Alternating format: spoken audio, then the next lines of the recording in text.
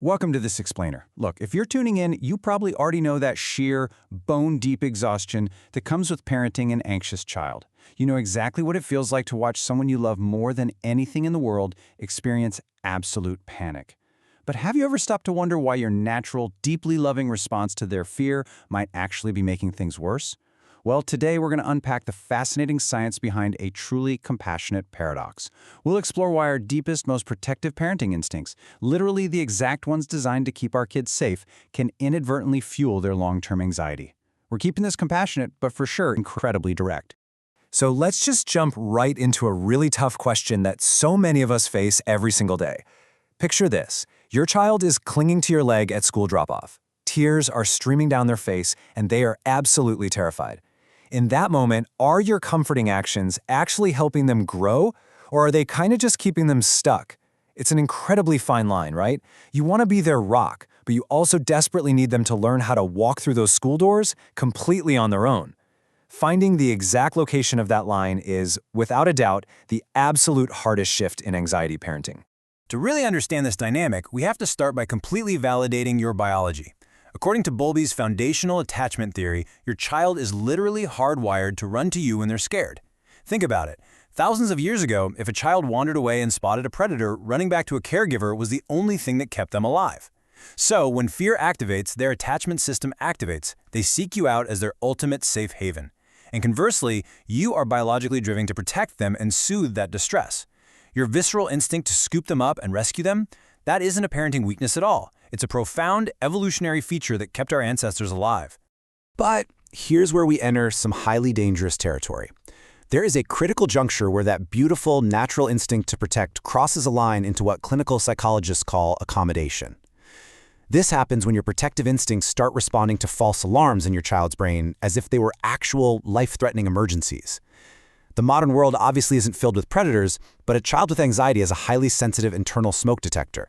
It goes off when they see a totally harmless dog or face a math test or just have to sleep in their own bed. When we treat those false alarms like real blazing fires, the whole dynamic completely changes. All right, moving to Section 1, the accommodation trap. Short-term relief, long-term cost. So family accommodation happens when you systematically change your own routine, your behavior, or your environment just to eliminate your child's distress. Say your child is afraid of dogs, accommodation starts as simply crossing the street every time you see one. But pretty soon it escalates to avoiding parks entirely, or never visiting friends who have pets. If they have separation anxiety at night, accommodation is sleeping next to them every single night so they don't cry. It takes a massive emotional toll, slowly shrinking the family's entire world as everyone bends their whole schedule around preventing the child from ever feeling anxious. Now, the real paradox of accommodation lies in its deceptive effectiveness. In the short term, it works perfectly. You cross the street, the crying stops, the panic subsides, and everybody breathes a massive sigh of relief. But the long-term cost? It's devastating. You are completely preventing the child from naturally habituating to the fear. Habituation is really just a clinical term for the brain learning that something isn't actually dangerous after repeated safe exposure. By constantly removing them from the situation, you accidentally validate their belief that the dog or the dark bedroom was genuinely dangerous. You're cementing their dependence on you to regulate their emotions. Section 2. Scaffolding versus accommodation. Finding the balance between empathy and independence. So, what do we do instead? In the clinical world, helpful support is known as scaffolding. As Dr. Emily Upshur brilliantly explains it, scaffolding is like giving your child a temporary step stool to bridge a developmental gap. Imagine your child is terrified of ordering food at a restaurant. Accommodation is just ordering for them every single time. Scaffolding, on the other hand, is standing right next to them while they order, maybe offering a little adult brain help if they stumble, and eventually just sitting back at the table while they do it completely on their own. You step down and out of the process. Accommodation removes the obstacle entirely, ensuring they never actually build the skill to get over it. The Child Mind Institute highlights a really profound realization about this whole dynamic. When we constantly rescue our kids, we're essentially acting as a mirror. Kids look to us to figure out who they are and what they're capable of, right? So if we always step in to protect them from normal, everyday discomfort, the reflection they see is that they are fragile. They internalize the message that they are fundamentally helpless and that they literally cannot survive being uncomfortable without an adult there to shield them. Section 3. The cost of overprotection, what the research tells us. Let's look at the data. Because extensive studies from Yale and BYU map out exactly what happens when this cycle isn't broken. Consistent family accommodation actively exacerbates anxiety over time. It deeply decreases personal resilience and lowers self-efficacy. For a parent, lowered self-efficacy basically means your child encounters a minor, everyday hurdle and instantly thinks, nope, I can't do this. Because they are always rescued, their emotional regulation is severely hindered. They simply never get the chance to practice calming themselves down. Ultimately, accommodation validates the child's false belief that the mere feeling of anxiety is a physical threat that just has to be avoided at all costs. And the stakes here become glaringly obvious as kids age. A recent McGill University study looked at first-year college students and uncovered a really tragic irony. Students who grew up with highly protective parents experienced a much stronger link between normal life stressors and severe, debilitating anxiety. Parents had these incredibly well-meaning intentions to shield their children from distress, but the outcome was a young adult who shattered at the very first sign of normal academic or social pressure. By insulating kids early on, they become highly vulnerable and radically less adaptable when they inevitably have to face the world alone. Section 4. Stepping back gradually, the SPACE methodology. Okay, I know that research sounds super heavy, but there is incredibly good news here. This cycle is entirely reversible. However, clinical psychologist Dr. Sarah Bren offers an absolutely crucial warning. When parents learn how harmful accommodation is, their immediate panicked instinct is to stop everything at once. Do not do this. If you drop all your accommodations instantly, it is literally like kicking a crutch out from under someone who is actively leaning their entire body weight on it. It leads to total system chaos, constant fighting, and major parent burnout.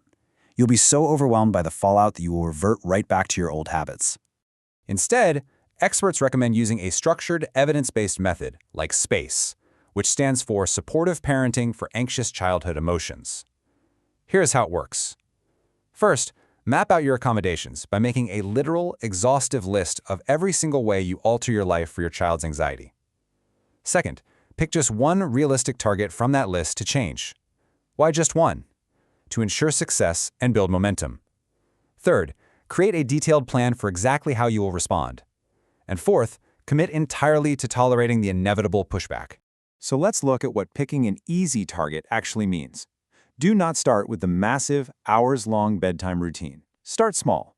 Picture this. You're at work. Your phone rings, and you know it's your child calling in an after-school panic about homework. Instead of answering instantly, start by waiting just 5 minutes to return that call. You'll feel your own heart rate spike, sure, but the message you are sending your child is profound. I am returning this late not because I don't love you, but because I love you too much to rescue you from a feeling you are actually strong enough to handle. You are scaffolding their distress tolerance. Section 5. Embracing the discomfort, the hardest shift in parenting. Executing this plan requires facing what is probably the hardest truth in anxiety parenting. Stepping back isn't actually about managing your child's distress, it's about managing your own. Research clearly notes that parents often accommodate because it alleviates their own anxiety. Watching your child suffer is agonizing. Plus, let's be real, accommodation is often just a desperate shortcut for exhausted parents. Fighting over the morning routine takes energy you just might not have. This is exactly why choosing your battles is vital. You might have to let a messy room slide so you have the emotional bandwidth to hold the line on your specific anxiety target.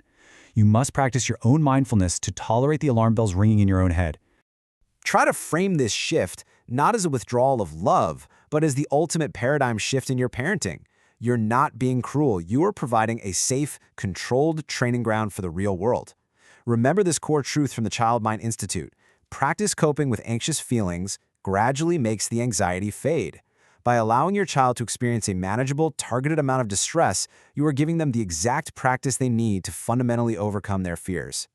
As we wrap up this explainer, we return to the core dilemma of balancing our deep protective instincts with our children's genuine need for independence. You have the power to break the accommodation cycle and completely rewrite the message your child internalizes about their own capabilities. So I'll leave you with a direct, challenging, yet entirely compassionate question. What is one small step stool, one tiny accommodation that you can remove today to let your child discover just how incredibly strong they really are? Thanks so much for joining me on this explainer, and I'll see you next time.